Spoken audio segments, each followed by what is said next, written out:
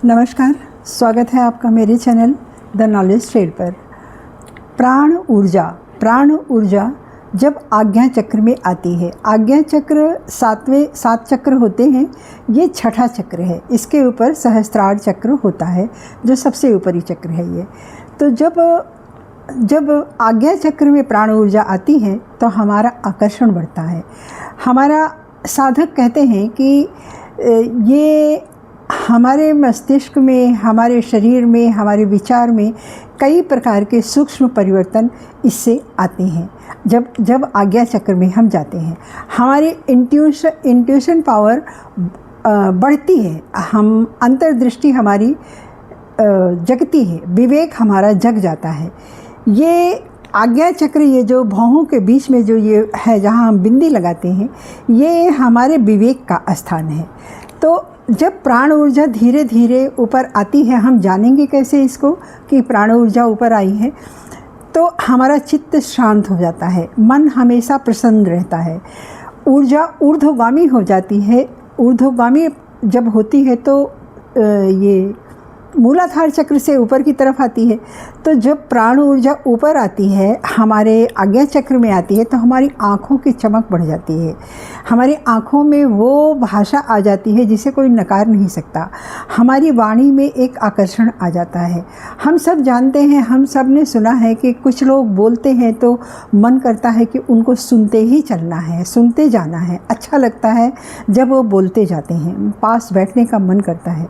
उनकी आँखों में एक प्रेम होता है, एक करुणा होती है और एक अजीब तरह का एक आकर्षण होता है जिसे कोई नकार सकता नहीं है। तो ये सब ये परिवर्तन आता है जब प्राण आज्ञा चक्र में आता है।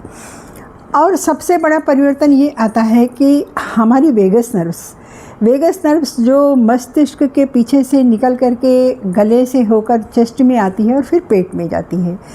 तो हमारे गले का आकर्षण कैसे बढ़ता है? जब प्राण ऊर्जा आज्ञा चक्र में आती है तो हमारे वेगस नर्व्स एक्टिवेट हो जाती है, और वेगस नर्व्स जब एक्टिवेट हो जाती है तो हमारा पूरा ऊपर का जो सिस्टम होता है वो एकदम क्लीन हो जाता है, प्योर हो जाता है और विवेकवान हो जाता है।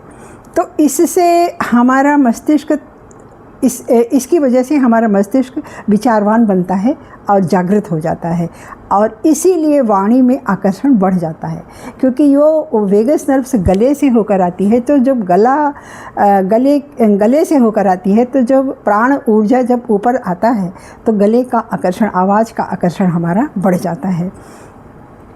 और जब वेगस नर्व्स ठीक हो जाती है, एक्टिवेट हो जाती है, तो जागरूकता बढ़ती है, अंतर्ज्ञान बढ़ता है। ये तो सब होता ही है। ध्यान गहरा होता है। ध्यान अक्सर जब हम बैठते हैं तो हमें धीरे धीरे प्रैक्टिस करना पड़ता है ध्यान में जाने के लिए। लेकिन जब हमारी वेगस नर्व्स एक्टिवेट हो जाती है तो हमारा ध्यान बड़ी आसानी से लग जाता है। हमें कुछ करना नहीं होता, हम बैठते हैं और ध्यान में चले जाते हैं। क्रोध नहीं आता है, करुणा आती है, अंदर विवेक होता है, सत्य अच्छा लगता है। तब हम अक्सर दुनिया के झंझटों में पड़कर झूठ का सहारा बड़ी जल्दी ले लेते हैं, लेकिन जब हमारा वेगस नर्व्स एक्टिवेट हो जाता है, हमारी प्राण ऊर्जा जब आज्ञा चक्र में आती है, तो हमें सत्य अच्छा नहीं लगता, हमें क्रोध अच्छा नहीं लगता, हमारी चेतना विकसित हो जाती है और विस्तृत हो जाती है। हम इस प्राण ऊर्जा को कैसे जगा सकते हैं, आइए जानते हैं इसको। पहली बात तो हम अक्सर लोग झुक के बैठते हैं। जब हम झुक के बैठते हैं तो हमारी प्राण ऊर्जा बाधित होती है।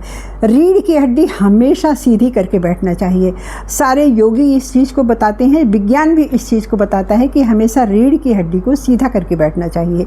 रीढ़ की हड्डी के निचला हिस्सा ही मूलाधार होता है। जब ये सीधा होकर जब हम बैठते हैं और सत्य को जब हम अपनाते हैं तो ऊर्जा ऊपर की तरफ प्रवाहित होती है, ये साइंस कहता है।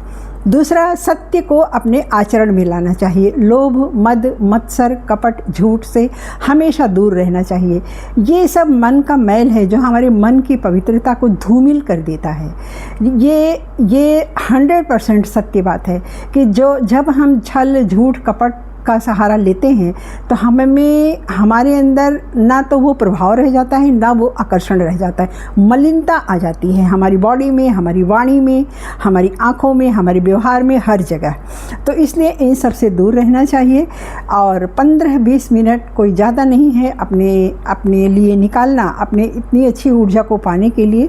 तो 15-20 मिनट का प्राणायाम ज़रूर करना चाहिए।